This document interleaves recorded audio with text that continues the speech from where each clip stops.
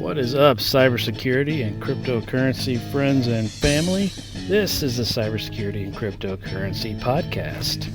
This is episode number 56, and today is January the 18th of 2019, and it's a Friday, everybody's favorite day. So today we're going to discuss in cybersecurity the massive data dump that was discovered on the web. Some more news about Magecart hacking, some Oklahoma FBI-related data leaks, some airline hacking, and good old Twitter and what happened there, if you have an Android. On the crypto side, going to talk about, obviously, the Bitcoin price and what's going on. Also going to talk about Coinbase, the new acquisitions on their end. Also going to talk about the two different exchanges that are still kind of in frozen mode, Cryptopia and Quadragax. I'm not sure if I'm saying that right, but we're going to talk about those two crypto exchanges and discuss what's going on there. And we're also going to talk about Grin mining and what's going on there with some of the investors that are starting to back them. I also want to touch on, for cybersecurity stuff, I do want to go back and talk about CASB Solutions a little bit. That's a cloud access security broker, kind of the middleman between you and your cloud applications. So I do want to talk about that a little bit as well. But to kick things off here, let's start with the biggest news of the day. And this actually came out yesterday. But the massive breach that was leaking, they say 773 million emails and 21 million passwords. Wow, that was a big data dump. And if you haven't been pwned before, well, you've probably been pwned now. It's pretty inevitable at this point. And just a harsh reminder why everybody and their moms needs to use a different password for every site they go to. Do not reuse your passwords. A great site to go to check if your data was compromised, you can go to haveibeenpwned.com, I think it is, and plug in your email address, and it'll tell you if your password was leaked as part of any of these major breaches. They do basically correlate all the breaches that have ever happened. They log all the information and allow you a nice web interface to search and see if you have been pwned. My suspicion is after this massive leak, pretty much everybody's been hit. They're saying that this data dates back to all the way back to 2015. So that's a lot of information, a lot of different, holy crap, talk about a lot of info. And the other thing that we don't know yet is what these email addresses and passwords, what systems they came out of, or what vendors they were with. But anyway, this is a huge data dump. You can read more about it in the show notes. There's articles all over the web about it as well. But haveibeenpwned.com, check that out to see if your email address and password was leaked. And use a password manager if you don't already. Get something like Dashlane or LastPass or any one of those and start using it religiously, because there's hacks that happen all the time and we aren't even aware of. And if you reuse your password just once, hackers can get into multiple different things with that same one password. So use multi-factor every chance you can, and use a password manager to generate random passwords for you and store them securely in that password manager. I personally use Dashlane. I've been a huge fan of them. They got all kinds of cool stuff. Dashlane also has a VPN, private VPN service you can use while you're on their app, and that makes it very nice. Just really protects you and everything that you do. So Dashlane also does some dark web scanning and whatnot. LastPass was purchased by the same folks that do LogMeIn, which I think is also the same folks that do GoToMeeting. So it's all one big conglomerate now. But nonetheless, Dashlane, I'd say, is more of a startup compared to that LastPass guys. But hey, that's okay too. So my vote would be for Dashlane personally. But either one is good, and it helps protect you and your information but also use two-factor every chance you can. If any site offers it that's got any of your information and you can set up two-factor, please do. One of the other problems I have with a lot of the websites that you go to, they don't allow you to create a very long password, like 20 characters is the max. Why? Why put a cap on it? I don't get that part of it. They also only allow you to use certain symbols, which drives me nuts. Why not all symbols? What does it really matter? So anyway, that's a little frustrating, but nonetheless, you can still generate a very secure password using any of those password managers and keep yourself safe online. All right, some other news about MageCart. These guys are heavy into the credit card stealing business. So they've recently done Ticketmaster, British Airways, Newegg was a victim, and here we go. Here's even more. What they're doing now is they're compromising advertising partners. So MageCart compromises an advertising partner for whatever website, and if that ad shows up on the site that you are on and you're running your credit card on there, boom, they can steal your credit card. So typically this is done with JavaScript, and it captures your payment information when you're making a purchase. So that is pretty interesting stuff that they're doing that now through their advertising platforms, but I thought that was crazy stuff there. They've already hacked a bunch of big name companies, and now they're hacking through the advertisements on the websites that you go to. So this is yet another good reason to use Brave or any other sort of browser that blocks advertisements. I use Brave personally. You can use Google Chrome and get an ad blocker. That works just as fine too. But make sure you're protecting yourself every which way you can when you're online, and always use your credit card, not your debit card. There's lots more protections built into the credit cards than there are debit cards, so be careful. Block those ads. uBlock Origin is one of the best ad blockers for Chrome, by the way. But I use Brave. It's all built into the browser. Makes it quite nice. Super easy to use. Brave also came out with a pretty big update. I don't think I mentioned this. It's been a couple, I don't know, maybe a month or more now since they came out with a big code update. But it makes the browser a lot quicker, a lot peppier. So if you have the older version of Brave, highly recommend getting their newer version. It is still built on Chromium, which is Google Chrome, and it's kept up to date with the latest and greatest Google Chrome code. So it's much faster now, so go check it out. All right, and some other cybersecurity news. There was an unprotected government server in Oklahoma that was exposing multiple years of FBI investigation data. Wow. Even the government can't keep it secure. So a security researcher found this, and they basically said there's 3 terabytes of data containing millions of sensitive files and all kinds of stuff. I mean, holy goodness gracious. They're saying it had emails, social security numbers, names, addresses, credentials for remote access.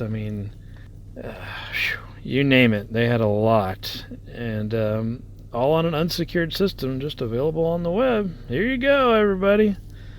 Come take my information, please. So that is definitely a shame. It has been resolved at this point, but nonetheless, that's still a huge, huge data leak, and who knows if somebody's already gotten all that info. But 3 terabytes of data. Woo!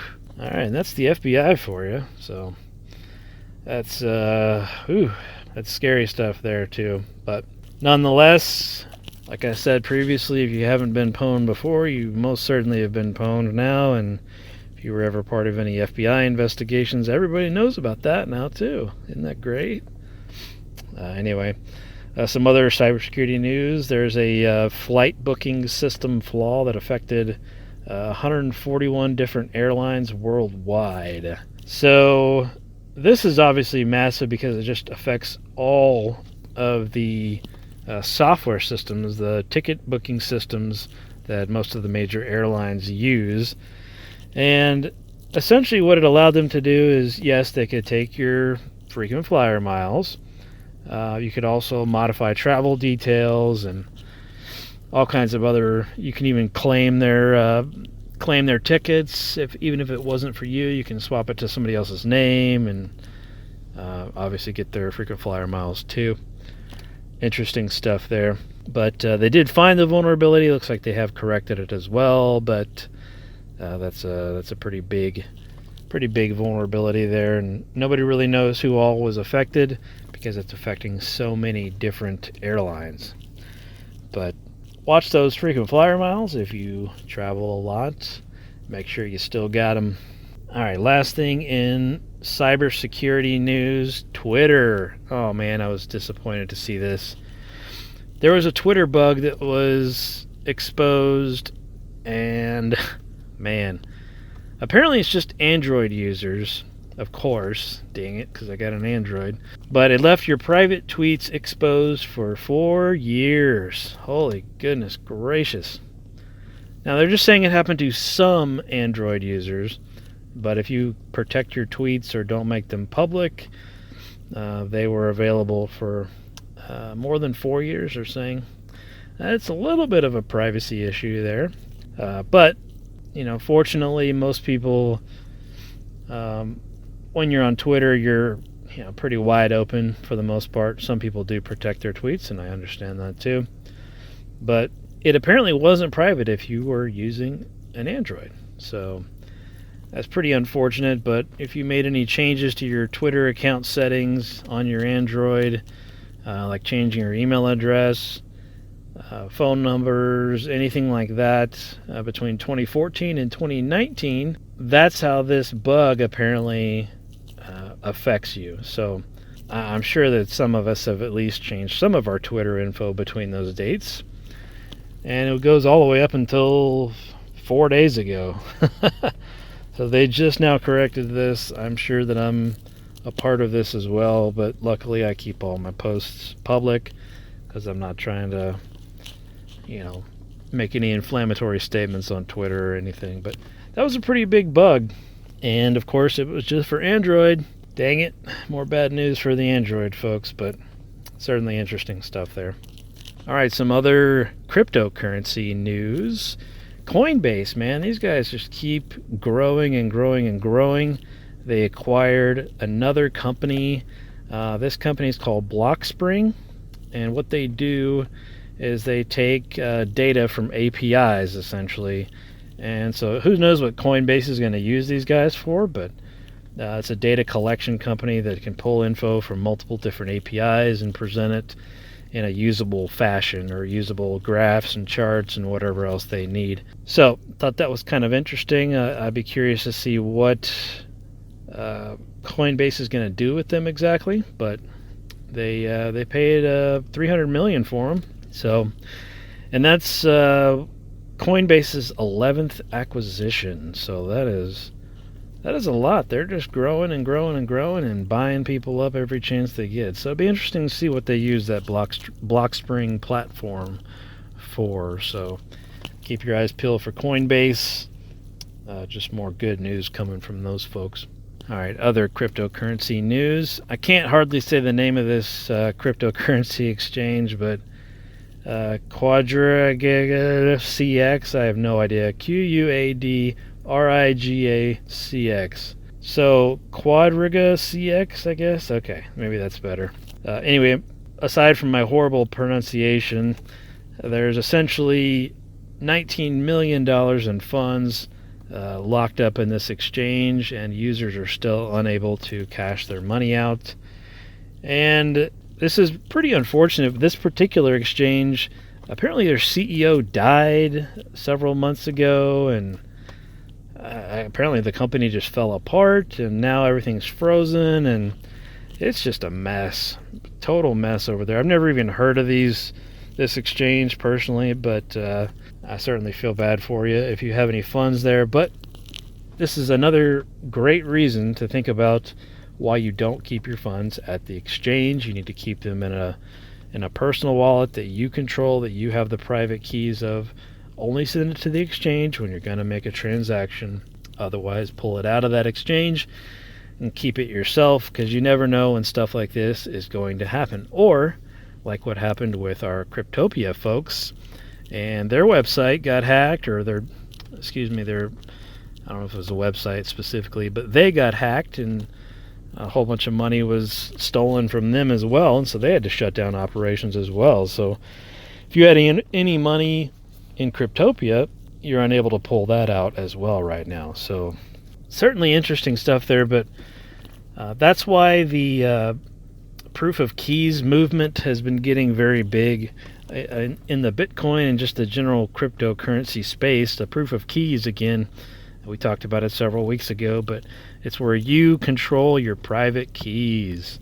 So anytime you set up a wallet, I don't care if it's an online wallet or whatever, make sure that you can get the private keys out of it, because that is how you can recover your funds. If you don't have those private keys, you're pretty much SOL. So if you're going to use an online system, make absolutely sure that you can get the private keys out of it. Otherwise, you won't be able to recover it anywhere else if that online system goes down. So you have been warned. But certainly unfortunate for folks that have money tied up with those guys. All right, some other cryptocurrency news. There's a company called Grin Mining, and apparently they're drawing a whole bunch of interest from venture capitalists and whatnot. They want to start buying up these mining companies. I think that's kind of interesting, but I don't really know why they would all of a sudden want to buy these folks up, especially with, the price of Bitcoin just tanking right now. But I will post the article for this as well in the show notes. You can check that out too. But interesting stuff there. As far as Bitcoin in general, as of right now, we're sitting at $3,611, so not looking very great. Bitcoin Cash is at 126, Ethereum's at 119, Ethereum Classic's at $4.45, Litecoin's at 31, and 0x is at 29 cents. Overall, a downtrend today, so it's kind of unfortunate. And as everybody knows, if the Bitcoin market is down, everything is down. Yay! So hopefully we're going to see some sort of better news in the Bitcoin space. But I did see another interesting article the other day about how the ebbs and flows of the cryptocurrency space go right along with the economy as well as the stock market. So as our stock market picks back up, the crypto space will pick back up. If the stock market goes down, crypto is going to go down as well. So keep an eye on all those things, because they do follow very, very, very similar trends. All right. So the last thing I wanted to talk about today was a CASB solution. If you're not familiar with a CASB, it is a cloud access security broker. So what the heck does that mean, and what does it do? So if you have a whole bunch of cloud applications, let's say you use AWS and you use Box.com, you use all kinds of other cloud platforms, Dropbox or whatever it is, and you use Office 365, all that stuff is cloud-based, right? So what a CASB does, it creates a proxy, a full proxy. CASB is what I'm referring to, and essentially all of your traffic would go through this CASB system. And what that does is it allows the administrators to basically see anything and everything that they need to see. But the biggest benefit, especially if your company is all over the US and you have people that are very mobile and they travel a lot, that's where this kind of system is great, because you can see where your data goes. So there's always a proxy on the system, and that proxy essentially sends all your traffic to the CASB first, and then it goes on to where it needs to go. So that means I can control, whether or not Sally's going to upload her resume to her, to her personal Dropbox or whatever, or I can prevent Joe from taking our bank statements from the company and uploading them to Google Drive or anything like that. It allows you to get very granular with it. So it's certainly a great investment, especially if you want visibility into what's happening in your environment. And even if you're not very, cloud heavy, even if you have one or two cloud things, you can still use this and see what the employees are actually doing. See how often they're going out to all these sites and see if they actually are uploading stuff. Even if you don't use Google Drive or Dropbox, see if your employees are still going out there and uploading stuff regardless. It also allows you to do content filtering so you can block websites and whatnot. So it just gives you a ton of visibility, and it's a really, really great tool. It also kind of helps with DLP if you think about it too. You can, like I said, you can get as granular as blocking one specific upload from one particular user, and that could prevent potential data leakage, right? So you're preventing that data loss by not allowing it to be uploaded to whatever platform that is, because it all goes back through that CASB. So the one that I'm looking at specifically is Netskope, Netskope. It is one of the best. They're getting bought up like crazy. Everybody's subscribing to it, and they're fairly reasonably priced as well.